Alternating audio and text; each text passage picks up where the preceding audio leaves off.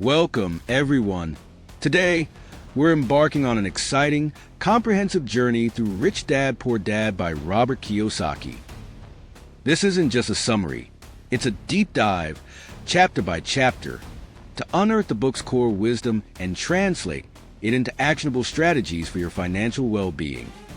Think of this as your personal Rich Dad, Poor Dad masterclass, designed to empower you to think like the rich, act smart with money, and build lasting wealth. Kiyosaki introduces us to two contrasting father figures. His poor dad, a highly educated government employee who struggled financially, and his best friend's father, the rich dad, a high school dropout who became a wealthy entrepreneur. This contrast lays the foundation for the book's central message. Your mindset, not your circumstances, determines your financial future. So, grab a notebook because this isn't just a listening exercise, it's a transformational lesson. Chapter 1. The rich don't work for money. They make money work for them. This chapter challenges the conventional idea that working harder and climbing the corporate ladder guarantees wealth. Kiyosaki's rich dad argues that the wealthy don't trade their time for money. They let their money work for them. Here's a critical distinction the book teaches. Assets versus liabilities. Assets put money in your pocket. Liabilities take money out of your pocket.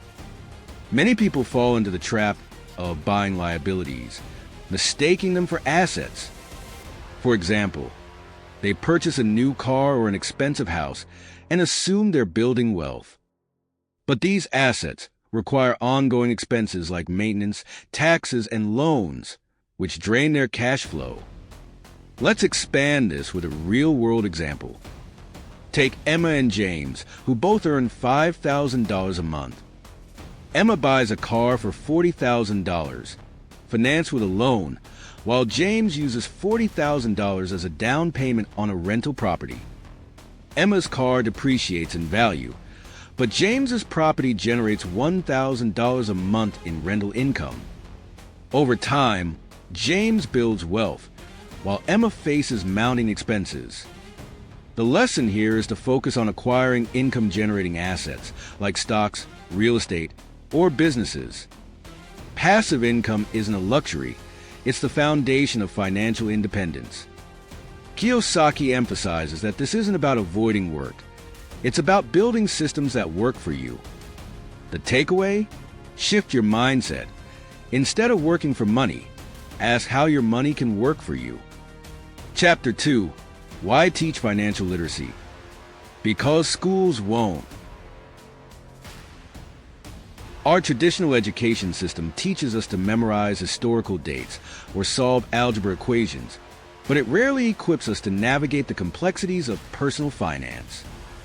And this gap in knowledge is costly. Rich Dad stresses the importance of mastering the language of money.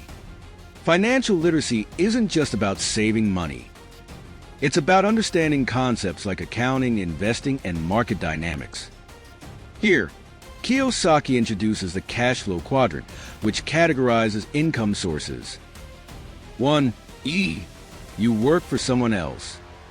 2. S. You work for yourself. 3.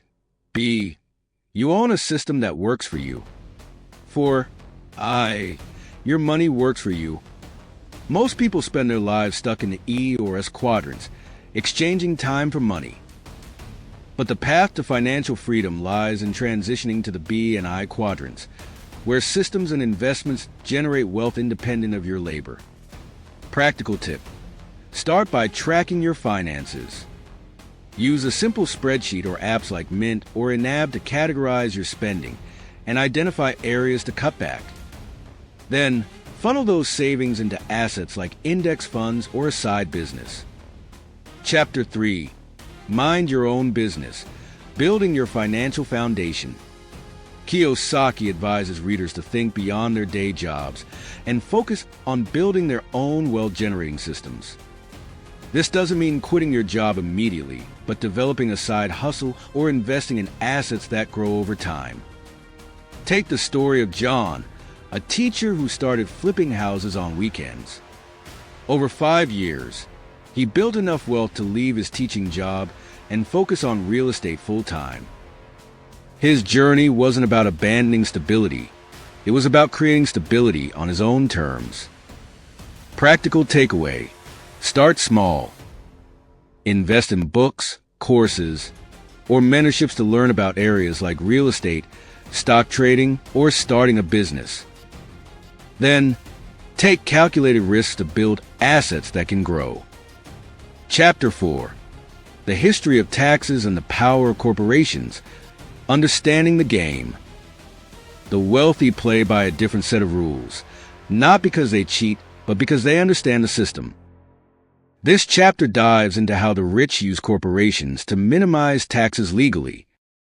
For example, corporations can deduct expenses like travel, meals, and office supplies before paying taxes, whereas employees pay taxes first and live on what's left.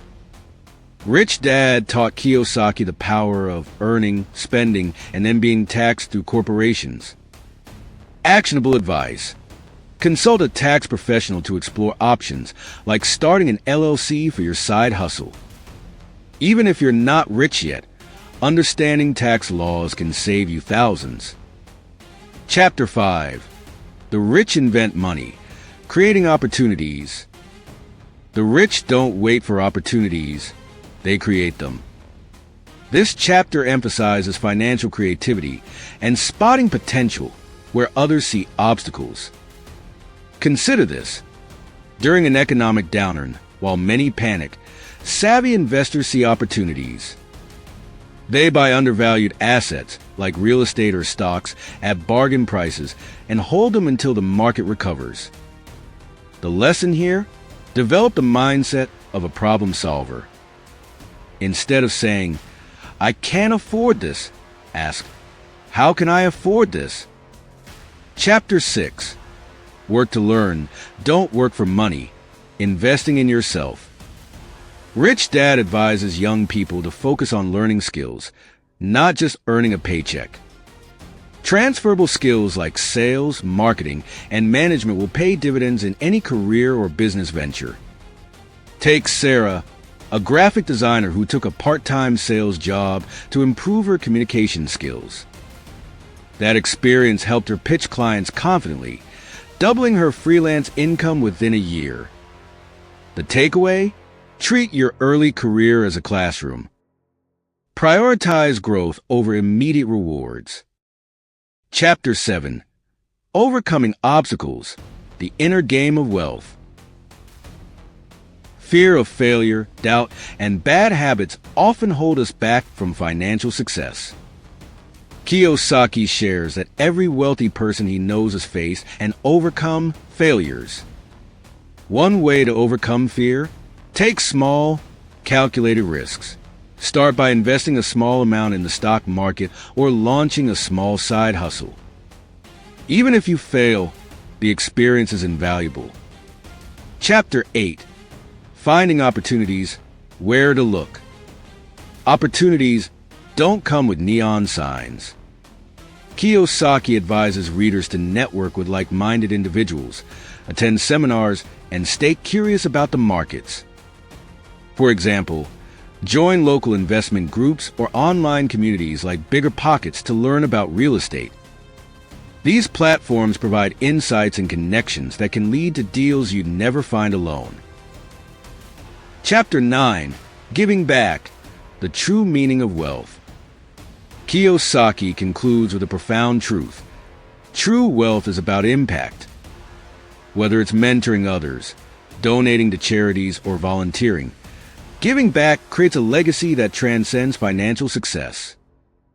Practical advice: allocate a portion of your income, no matter how small, for causes you care about. Chapter 10: Still want more? Here are some steps, your action plan. Kiyosaki's final advice is to 1. Find a mentor. 2. Take consistent action, even if it's small. 3. Be patient and persistent. Remember, wealth building is a journey, not a sprint. What did you find most insightful? Let us know in the comments.